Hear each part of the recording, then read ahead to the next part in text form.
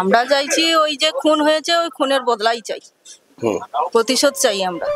আমরা এখন হাজির রয়েছি সাউথখালী ভজহরি বিদ্যালয়। এই প্রাথমিক বিদ্যালয়ে ভোট চলছে।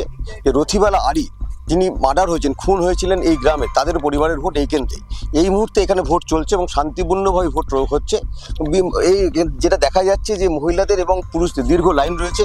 আমরা এখন কথা বলবো যারা লাইনে দাঁড়িয়ে আছেন, কীভাবে তারা ভোট দিচ্ছেন বা কী ভিড় রয়েছে, কি বলছেন তারা। কি অবস্থা আপনাদের এখানে? কোনো অবস্থা খুব ভালো, আমাদের এই এলাকায় কোনো গন্ডগোল নেই। বর্তমানে আমরা ভোট দিতে এসেছি, কোনো ঝামেলা নেই।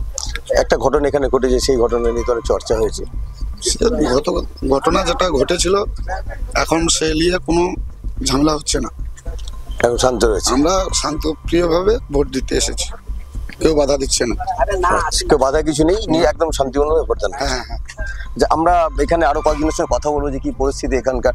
দাদা কি অবস্থা এখানে এখন? ভালো অবস্থা, খুব ভালো। এখানে শান্তিপ্রিয়ভাবে ভোট হচ্ছে। গত দুদিন আগে যে গন্ডগোল ছিল তার গন্ডগোলের কোনো ইয়ে নেই, শান্তিতে ভোট হচ্ছে এবং এখানে নিরাপত্তা ব্যবস্থা জোরদার করা হয়েছে। বারবার এখানে কিন্তু যে নিরাপত্তা বাহিনী তারা কিন্তু এখানে ঘুরে গেছে এবং ফোর্স আসছে এখানে যাতে কোনো রকম অশান্তি না ঘটে। এখানে কিন্তু দেখা যাচ্ছে দীর্ঘ মহিলাদেরও লাইন রয়েছে এখানে। এবং এখানে এখনো অবধি যেটা জানা যাচ্ছে যে এখানে বিজেপির এজেন্ট রয়েছে, নির্দল প্রার্থীর এজেন্ট রয়েছেন, কিন্তু তৃণমূল বা অন্য কোনো দলের এজেন্ট এখানে নেই।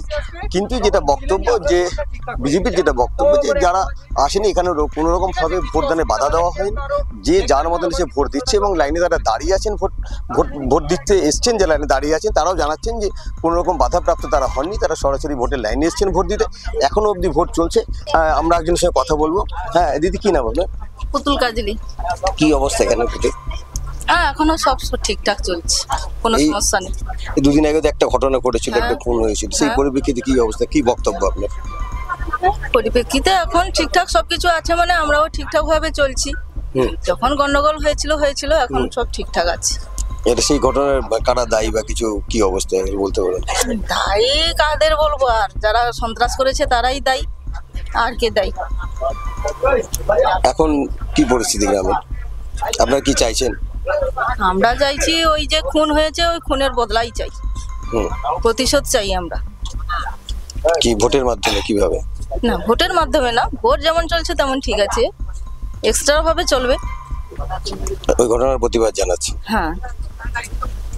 আচ্ছা, আমরা কথা বললাম এখানকার যারা ভোটের লাইনে দাঁড়িয়ে আছেন তাদের সঙ্গে। তারা পরিষ্কার যেটা জানালেন যে ঘটনা ঘটেছে দুদিন আগে এখানে, যে বিজেপি কর্মী খুন হয়েছেন, তারা বদলা চান বা তার প্রতিবাদ তারা করছেন এবং ভোটের লাইনে দাঁড়িয়ে আছেন, ভোটের লাইনেও তারা প্রতিবাদ করবেন।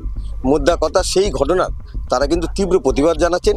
এবং আরও যেটা বিষয়, কিন্তু এখানে মানুষজন দীর্ঘ লাইন দিয়ে দাঁড়িয়ে আছে, তারা ভোট দিচ্ছে। এখনো অবধি কোনো রকম অশান্তির কোনো ঘটনা এখানে ঘটেনি।